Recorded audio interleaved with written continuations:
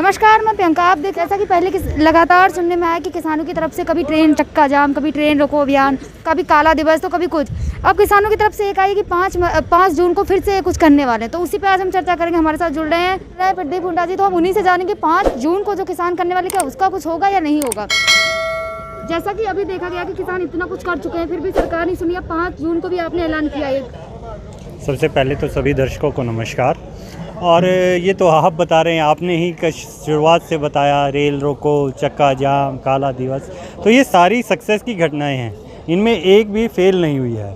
और इतिहास उठा के देखेंगे तो किसान आंदोलन आज तक हिंदुस्तान के इतिहास में तो फेल हुआ नहीं, हमेशा जीते हैं। हाँ, मोदी और शाह जो दो तानाशाह हैं, इनको मैं मानता नहीं हूँ, क्योंकि मैं लोकतांत्रिक प्रक्रिया में विश्वास रखता हूँ। लोकतांत्रिक प्रक्रिया के तहत लोगों ने इन्हें चुना था, लेकिन ये कहीं ना कहीं उसको तानाशाह में ले आए हैं, और तानाशाही हम बर्दाश्त नहीं करते हैं। हम ज़रूर से ज़रूर जीतेंगे, सारे कानून वापस होंगे, एमएसपी की गारंटी होगी, और ये सरकार भी वापसी होगी। आप कह रहे हैं तानाशाही, वही सरकार तो जब भी बात करती है तो किसानों के हक के लिए बात करती है, किसानों के हित में बात करती है। आप बार बार, मुझे ये शब्द नहीं आता, मीडिया बंधु, सरकार किसे कहते हैं? सरकार हमारी रिप्रेजेंटेटिव है।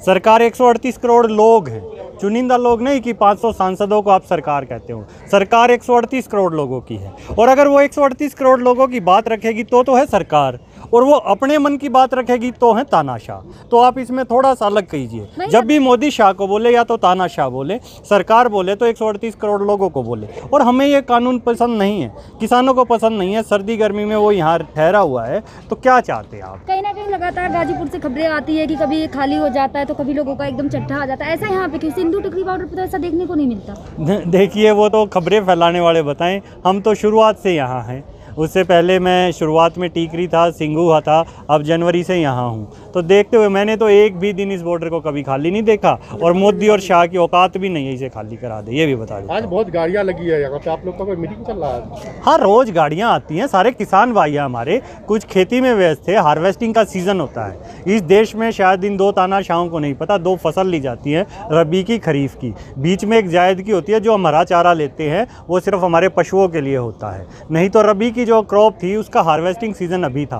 गेहूं, सरसों, चना, तो अभी हार्वेस्टिंग में बिजी था किसान, अब सोइंग में बिजी है। धान की और जो ईख की बुआई है उसका समय भी यही था, तो बुआई भी कर दी हमने और बेच भी दिया। तो दोनों चीज़ें। जी ने आज ही ट्वीट करके कहा है कि किसान शांतिपूर्ण आंदोलन कर रहे हैं, करते रहें और आगे की तैयारी रखें। तो उन्होंने तो साफ साफ कर दिया, आंदोलन अब लंबा चलने वाला है। हाँ, लंबा चलेगा, लंबा ये उतने दिन चलेगा जितने दिन ये 2 तानाशाह चाहेंगे। ठीक है, सरकार की तो सुनी नहीं रही ना, सरकार तो हम हैं, रोड पे बैठे इतने किसान, हमारी तो सुनी नहीं जा रही, तानाशाही है। और तानाशाह हिंदुस्तान ने कभी एक्सेप्ट नहीं किया। आपने मुगल भी देखे, उससे पहले चौहान देखे, लोधीज देखे, अंग्रेज देखे, लेकिन हमने तानाशाही कभी मानी ही नहीं किसी की। आप तानाशाही बोलते हैं, तो तानाशाही का जहाँ तक मतलब मुझे पता है वो तो ये है कि हर चीज़ पे अपना कब्जा करना, अपनी तरीके से चलाना। तो यहाँ तानाशाही कहाँ है? यहाँ तो सबको फ्रीडम है ना। कहाँ? यहाँ फ्रीडम किसान ने दे रखी है ना, उन्होंने कहाँ फ्रीडम दी? आपको कानून में बांध दिया। आज आप छोटा सा उदाहरण दूंगा, ज़्यादा लंबा समय नहीं लूँगा आपका। पहले पैदल व्यक्ति का, गरीब व्यक्ति का चालान नहीं था, गाड़ी का, स्कूटर का होता था।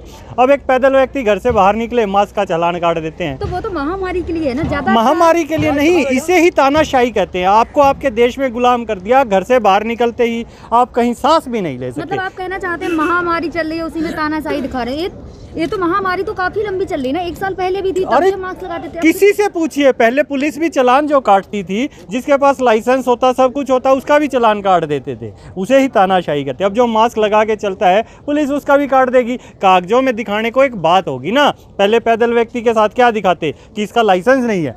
तो एक लूट प्रक्रिया है ये। ठीक है, सरकार चाह रही है, जो आपने अभी कहा तानाशाह लूट करता है, तो हर चीज़ को अपना बनाओ। राम मंदिर की पर्चियाँ काट रही, सरकारें पर्ची काटेंगी क्या?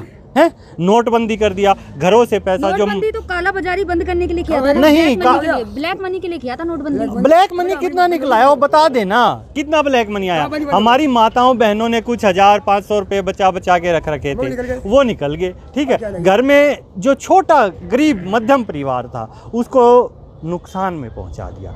आज इस देश में 84% लोगों की आमदनी आधी हो गई है। आप बताएंगे ये बात सरकार को? सरकार बताती नहीं, क्यों? आप नहीं बताएंगे।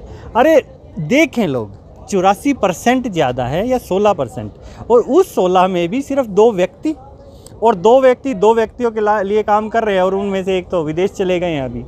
ऐसे ही चाहते हैं क्या? क्या कोई चाहता है देश ऐसा हो? देश देश के देशवासियों का होता तो है। आगे क्या समझा जाए? जो 5 जून को आपने फिर से प्रतियां जलाने की बात कही है, तो आप पहले भी जला चुके हैं, अब आप फिर जला रहे हैं, तो उससे कोई सरकार पे फर्क पड़ेगा? बिल्कुल पड़ेगा सरकार पे। आप प्रतियां जलाने की बात करते हैं, अभी हम अपनी ताकत दिखा चुके हैं इसार में।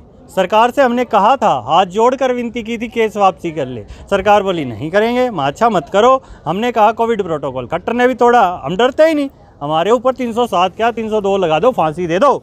हम फांसी से नहीं डरते क्योंकि हम क्रांतिकारी लोग हैं।